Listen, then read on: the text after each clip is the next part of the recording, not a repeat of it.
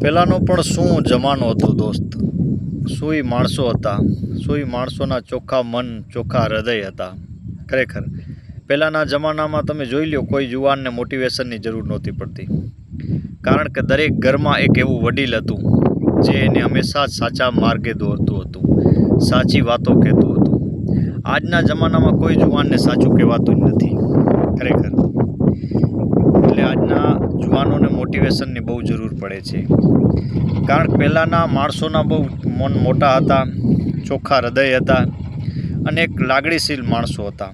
મહેમાનો આવે એટલે આમ રાહ જોઈ અને બેઠા હોય. મહેમાનો ઘરના ઝાંપા કરીને કે ગામના બસ સ્ટેન્ડને આવે એટલે આમ બથ ભરી અને ભેટી લે મહેમાનોને. કારણ કે પહેલાં સગવડો ભલે એટલી નહોતી, મકાનો ભલે કાચા હતા, પણ એ લોકોના ભાવ સાચા હતા મિત્રો.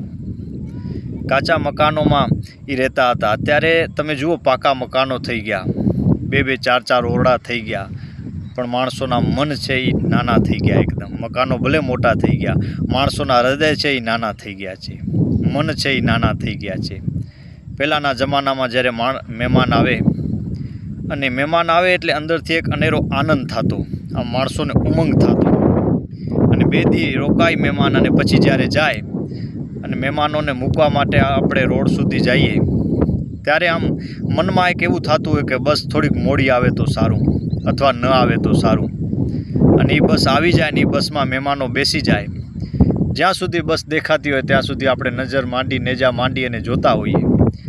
ઘરના ખૂણામાં આવીને પાછા આમ નિરાશ થઈને એક જગ્યાએ આમ બેસી જઈએ, સુનમૂન થઈને.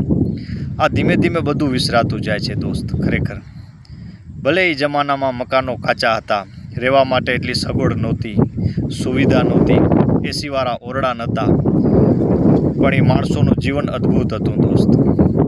કારણ કે એક છોકરાએ તો એના દાદાજીને પૂછ્યું ને કે દાદાજી, પહેલાંના જમાનામાં તો કાંઈ ટીવી નહોતું, ફ્રીજ નહોતું, એસી નથી, આટલી સુખ સુવિધા સગવડ નહોતી, તમે કેવી રીતે રહી શકતા હતા પહેલાંના જમાનામાં?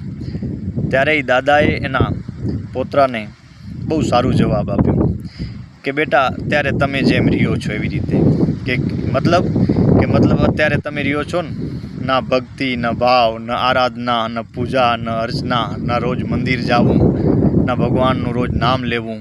અત્યારે આના વગર તમે જેમ રહ્યો છો ને, એમ અમે પણ પહેલાં સુખ સુવિધા સગવડ વગર, મોબાઈલ વગર, એસી વગર, ટીવી વગર, ફ્રીજ વગર અમે રહી લેતા. બહુ સમજવા જેવી વાત કરી દોસ્ત. ખરેખર આજની આ યુવા પેઢી અને સમજવા જેવું છે કે આપણે કદાચ એક એવી પેઢીને છેલ્લી વાર જોઈશું કે કદાચ શહેરોમાં તો ઠીક છે, પણ ગામની માલિપા આજે પણ જે જૂની પેઢી છે ને, એમને ખબર નથી કે ફેસબુક શું કહેવાય, ઇન્સ્ટાગ્રામ શું કહેવાય, સોશિયલ મીડિયા શું કહેવાય, એન્ડ્રોઈડ ફોન કેવી રીતે ચલાવાય. ખરેખર એ આજે પણ ગામની માલિપા, અમુક જે જૂની પેઢીના જે વ્યક્તિઓ છે ને, એમને આજે પણ ખબર નથી આ વાતોની. ખરેખર તો એ માણસોનું જીવન અદ્ભુત હતું મિત્રો. ખરેખર એમના પાસેથી ઘણું બધું આપણે શીખવાનું છે ને. એ પેઢી વહી ગઈ ને તો પછી જે જમાનાની વાતો છે ને, આપણને બીજે ક્યાંય શીખવા નહીં મળે. આપણે ભલે મોડર્ન જમાનાના થઈ ગયા, સોશિયલ મીડિયા દ્વારા આપણે હજારો ફ્રેન્ડ હોય, હજારો દોસ્તો હોય, પણ દુઃખ આવે ત્યારે દુઃખ સામે કેવી રીતે વાત ભીડી અને લડી લેવું, એ સોશિયલ મીડિયામાં નહીં, પણ આપણા ઘરના વડીલો હોય ને એ શીખવાડે મિત્રો. એટલે એમની હિંમતભરી વાતો અને અદ્ભુત કોઠાસૂઝ જેને કહેવાય ને, ગામની માલિપા અદ્ભુત હતી મિત્રો.